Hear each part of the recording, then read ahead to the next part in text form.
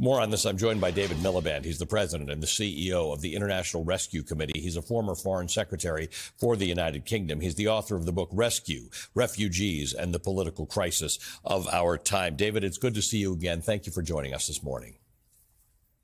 Thanks so much for having me on, Ali, and thanks for drawing attention to what in some ways is a complicated situation, but has some very simple consequences that we need to address. Yes, you've said that well. That's exactly right. It's a super complicated situation, but right now we have a problem that can be solved. You've just released, in fact, an important national security memorandum alongside other prominent NGOs this morning, including Action Against Hunger, CARE, Med Global, Oxfam, Save the Children.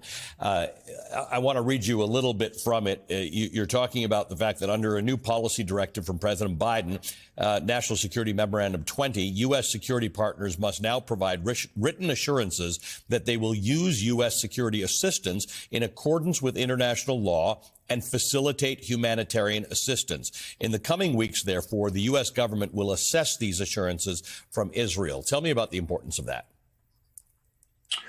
So there are two aspects of this that are very, very important. First, it is important to understand the technical assessment that was published last Monday that produced these three gradations of food insecurity. Level 5, which is famine, 1 million people facing that.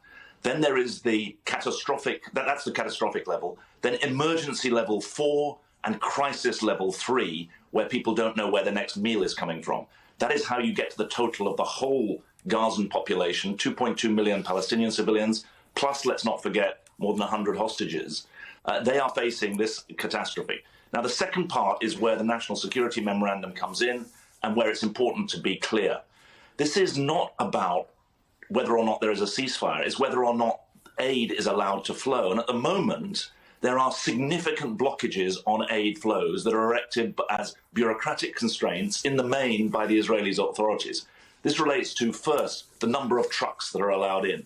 Secondly, the time it takes to vet the amount of material in the trucks, which is extensive and leads to long backups. Thirdly, critically, trucks being turned back because there's an allegation that one item in the truck might be, quote unquote, dual use. In other words, a pair of scissors that someone could allege is going to be used for military purposes, when in fact it's for medical purposes, gets turned around and the whole truck gets turned around. Then even once the trucks get across the border, what about the ability of the trucks to drive to northern Gaza, where we're desperately concerned about serious famine? At the moment, World Food Programme trucks have been turned back. And then finally, how do civilians get to access the aid once the truck arrives? There are not proper arrangements for that either. And these are practical things that could be done even while this ceasefire negotiation, which we've called for, is being conducted. That last part is really, really important. The infrastructure inside Gaza for the distribution of food, aid, fuel, medical care. It's a big problem because Israel has not been active on that front for many years because Israel has not had a presence inside Gaza. The UN has and is the main distributor of that sort of thing. Not counting Hamas.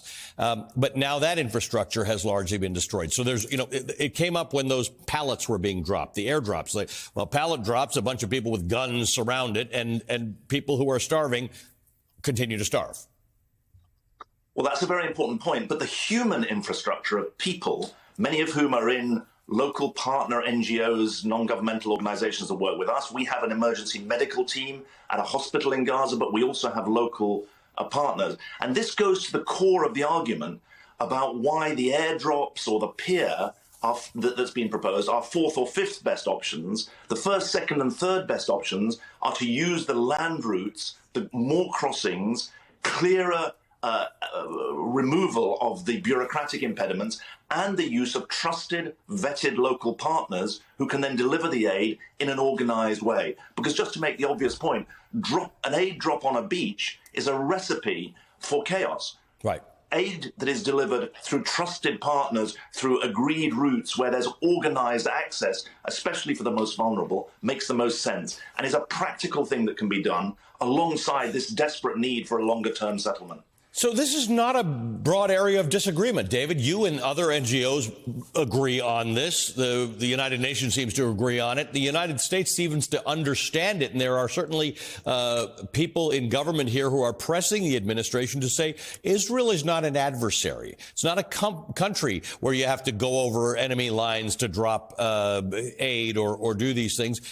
Why can't we switch to the more direct way of offering aid? Saving innocent Palestinian lives is not the same as acquiescing to Hamas and agreeing to their terms on anything. We're just talking about saving people's lives here. Well, you've put this well. And one thing that I think isn't clear and hasn't been mentioned so far, there was less aid in February than there was in January. In fact, about half as much aid got in February as in January. That's why you're ending up in this desperate situation. And I'm afraid a lot of responsibility does come down to the engagement of the US administration with the Israeli authorities and the United Nations. They are the big players in this, alongside Qatar and the Gulf countries. But honestly, the bureaucratic impediments are actually causing lives today, costing lives today. And that's what needs to be central. The National Security Memorandum number 20 that Secretary Blinken put out is very significant. It does apply to US responsibilities. And it's important to remember that these civilians don't just have a moral right to aid, they have a legal right to aid as well. And that's what we're calling for to be upheld. David Miliband, thank you for joining me. We have important things to continue to discuss, and I always appreciate the time that you've taken for our viewers. David Miliband is the president and the CEO of the International Rescue Committee. He's the former foreign secretary for the United Kingdom.